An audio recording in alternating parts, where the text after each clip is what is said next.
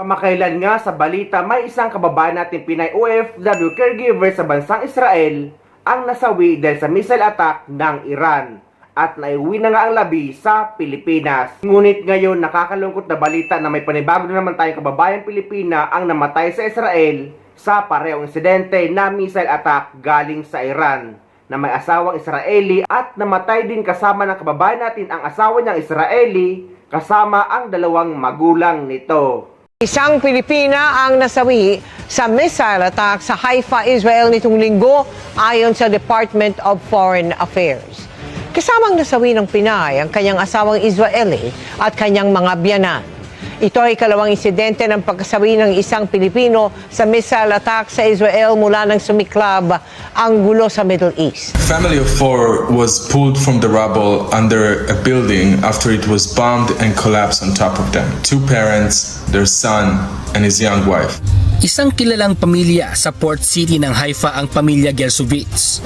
Sa post ni Israel President Isaac Herzog, kinilala nito ang pamilya. Isang retired tech expert ang patriarkang si Vladimir, 73 years old.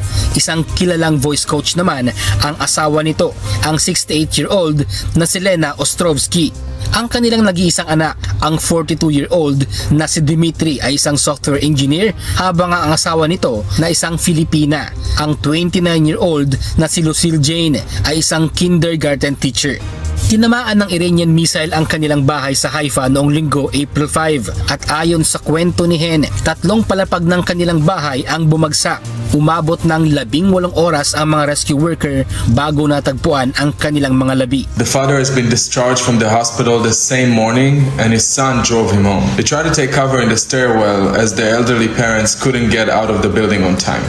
Ayon sa kwento ni Hen, bago pa lang naninirahan si Lucille sa Haifa dahil nag-aalinlangan ito sa kanilang seguridad. Ganun pa man, pinili nitong manirahan sa Haifa kasama ang pamilya ni Dima. Ikinasal ang dalawa noong 2024. She met Dima while he was traveling there. For years she was too afraid to move to Israel, but she followed love. She had only just arrived. They were planning to have children. Nagpahayag ng pakikiramay ang embahada ng Israel sa Pilipinas sa pagkasawi ng mga Gershovitz.